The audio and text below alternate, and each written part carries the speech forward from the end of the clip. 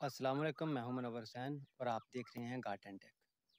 आपको इस वीडियो के अंदर आम की ग्राफ्टिंग का तरीक़ाकार बताया जाएगा कि आप किस तकनीक से मैंगो की ग्राफ्टिंग करके आसानी के साथ पौधा तैयार कर सकते हैं। अपनी पसंद की वैरायटी आप पौधे के ऊपर जो है वो पिबंद कर सकते हैं। आम की ग्राफ्टिंग का बेहतरीन वक्त कौन सा है, साइन किस तरह की इस्तेमाल करनी है, रूट स्टॉक कैसा होना चाहिए और ग्राफ्टिंग के लिए किन किन चीज़ों की ज़रूरत पड़ सकती है, ये तमाम मालूमात आपको इस वीडियो के अंदर मिल जाएंगी। इस वीडियो को मुकम्मल देखकर यकीनन आप आम के पौधे पर पिबंदकारी करने में कामयाब हो जाएंगे।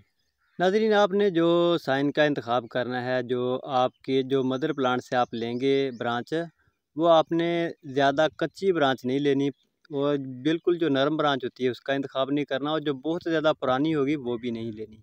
ठीक है, आपने दरमियानी किस्म की एक ब्रांच का इंतखाब करना है जिसमें ऊपर से कुछ शगुफ़े निकलने की जो है वो चांस नज़र आ रहे हों।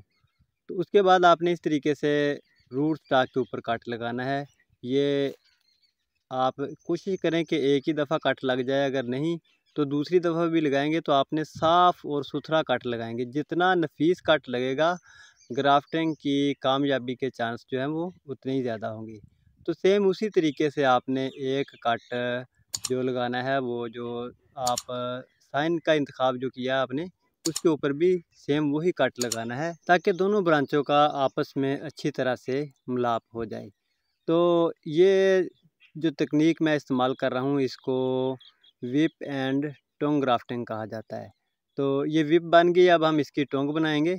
इस तरीके से हमने एक कट लगा देना है, एहतियात के साथ आपने कट लगाना है ताकि, क्योंकि जो रूट स्टॉक है वो भी छोटा है, जो हम ब्रांच का जो जो सिलेक्ट हमने की है ये भी बिल्कुल नरम है। तो आपने ख्याल रखना है कि आपके उंगली के ऊपर कोई कट ना लग जाए। केयरफुली आपने काम करना है, बड़ी एहतियात के साथ। आपने जो चाकू या छुरी जो इस्तेमाल करनी है ग्राफ्टिंग के लिए वो बिल्कुल तेज़ होनी चाहिए। जितना तेज़ चाकू होगा उतना ही ज़बरदस्त और साफ़ सुथरा कट लगेगा। तो इस तरह से टोंग बनाकर हमने जो विप एंड टोंग ग्राफ्टिंग की है, इस तरह से हमने कट लगा के इस दोनों ब्रांचों को इसके अंदर हमने जोड़ को लगा दिया है, आप देख सकते हैं। फिर इसके ऊपर हम टेप कर देंगे इस तरीके से। तो आपके पास ग्राफ्टिंग टेप होनी चाहिए, एक चाकू होना चाहिए। अगर आपके पास ग्राफ्टिंग टेप नहीं है तो आप पॉलीथीन का जो शापर होता है उससे भी आप इसको टाइटली बांध सकते हैं। जो पैबंद जहाँ पे हमने लगा रखा है, ग्राफ्टिंग की है, इसको आपने टाइट करके बांधना ताकि इसमें हवा का और पानी का गुजर ना हो। इसके बाद एक टेप आप लेंगे, छोटा सा टुकड़ा, इसके ऊपर भी आप टेप कर दें। अगर आप टेप नहीं करना चाहते तो इसके ऊपर आप कोई थैली वगैरह प्लास्टिक की ऊपर चढ़ा दें ताकि इसके अंदर ह्यूमिडिटी बनी रहे और ये ग्रो करने में कामयाब हो जाए। तो मेरे पास ये टेप है तो मैं टेप इसके ऊपर ऐसे लपेट देता हूँ। चंद दिन के बाद हम इसको उतार देंगे। जब हमें महसूस हो कि इसमें से शगुफ़े निकल रहे हैं तो हम ऊपर वाली टेप उतार देंगे और ये जो नीचे वाली टेप है इसको हम छोड़ देंगे ताकि इसका जो जॉइंट है वो अच्छी तरह से बन जाए, पक्का जोड़ लग जाए।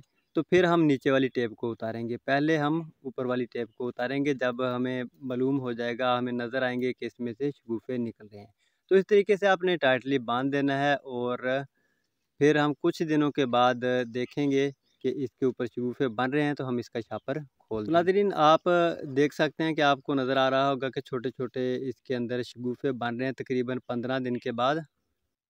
तो अब हम जो ऊपर वाली टेप है इसको हम काट देंगे या खोल देंगे, ऐसे हम इसको उतार सकते हैं। एहतियात के साथ आपने उतारना है ताकि जो शगुफ़े यहाँ से निकल रहे हैं ऊपर से तो वो टूट ना जाए।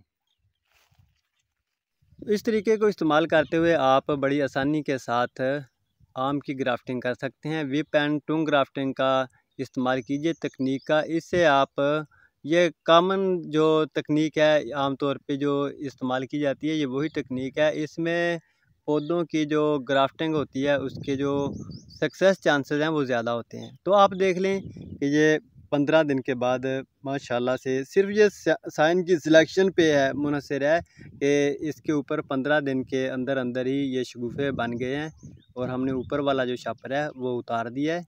तो आप देख रहे हैं ये शगुफ़े इसके ऊपर बन रहे हैं। नाज़रीन, अगर आप मेरे चैनल पे पहली बार आए हैं तो आपसे गुजारिश है कि आप चैनल को सब्सक्राइब करके बेल आइकन को प्रेस कर दें ताकि आने वाली वीडियो का नोटिफिकेशन आप तक पहुंच सके। अब ग्राफ्टिंग किए हुए तकरीबन 25 दिन हो गए हैं, तो अब हम इसका जो नीचे वाला शापर था, जो टेप थी, उसको हम खोल देंगे।